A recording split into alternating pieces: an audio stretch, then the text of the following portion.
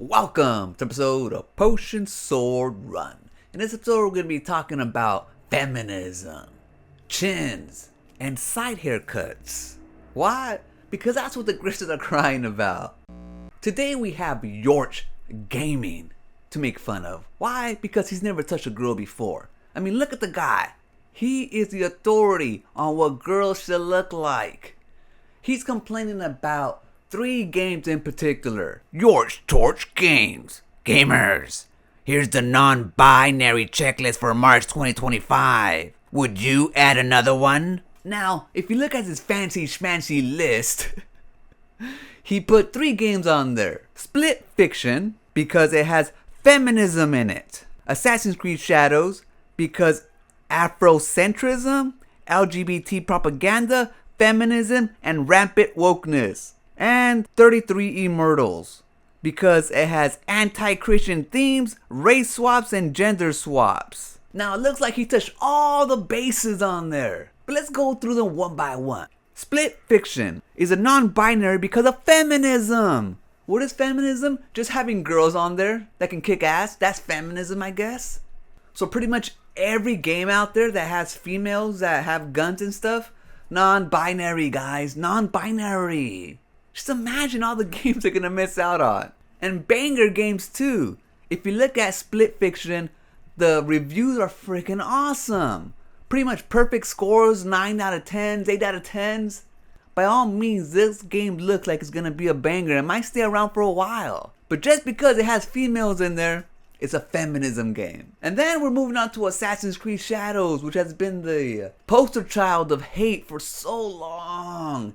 Why? Because of the black guy, of course. That's where it started. And from there, it just started rolling. And now we can't even attack Japanese people in a game based in Japan. But they go on to list Afrocentrism. What does that mean? Black people. We can't have black people in games anymore because they're non-binaries. It's like, who cares if we have Afrocentric games? Let's just say there was like a black developer that wants you to make just black type theme games, like Medea Goes to Prison and stuff like that. Tyler Perry type. Who cares? Let them make the games they want to make. But no, that's way too much for these crusty old white guys like Yorch Gaming. And it also has LGBT propaganda, which I must have missed the boat. I have not seen any. Is Naomi gay? I mean, okay, who cares if she is? But I mean, it hasn't been a big push that I've seen. So nothing of this game screams LGBT to me, but whatever. And again, the feminism. Why? Because it has a strong female lead. I swear, Yorch has never touched a woman in his life. And of course, it has rampant wokeness.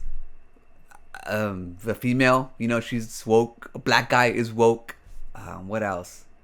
Being able to mess up shrines, woke. And then it goes to 33 Immortals. Now, I don't know about this game. I haven't looked it up. But apparently, it's anti-Christian. Man, if you're looking for 2 games for Christianity, you're looking at the wrong place, man.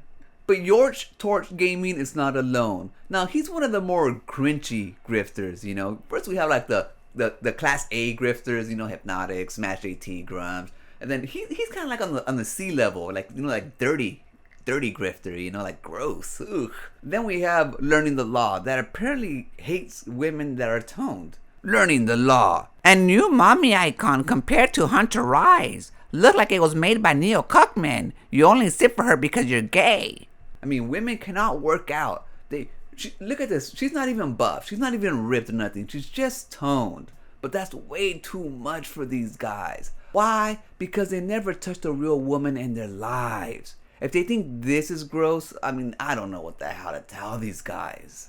But this grift rot, thank you, goes deep, man. I mean, these grifters created like a whole sub-genre of like gross incel, never touched a woman before in their lives and are like proud of it type of gamers out there. I mean, I guess they've always been there, but now they're like rising to the top and they're visible, and it's like, oh, God, just giving gamers a bad name. For some reason, I just don't get why they're so hung up on females that shave part of their head. I mean, it's just a style. And I think it quite looks good. It gives them a little bit of edge. Now, there's nothing wrong with the traditional women with hairdos, but I mean, if she wants to be a little punk rock, then that's awesome. what else is she a little punk rock at? If you know what I mean. Because if she's willing to express herself freely on the outside, imagine how it is on the inside. But no, for real, I really don't understand why people are so obsessed with female hairdos. I mean, if you look at the ones that they're pointing out here, like Judy, man, she was so feminine. Cyberpunk 2077, she was my love of my life. I still pick up her phone calls now. But this just goes to show that these guys, like Yorch Gaming, looking the way they do, have never touched a woman in their lives. If they complain about things like this, women that are toned, women that have hairdos, women that are strong in whatever they do. To all the male gamers out there, younger guys, don't be like them. Don't be so insecure that you have to complain about female characters online. It's off-putting, man. You make guys have a bad name. Gamers have a bad name. You end up looking weak like these beta males. But if you ever want to stay single for the rest of your life, if you ever don't want to know what it is to touch a woman, then just pay attention to these guys. Keep on following these guys. Keep on regurgitating the shit that they're saying and see how far it gets you. In the end, you're going to end up with somebody that's far, far worse. Someone like you guys. Anyways, I'm going to leave right there. I'll catch you guys on the next one. Remember, always be kind to yourself and enjoy your life. And I'll meet you right there. Peace.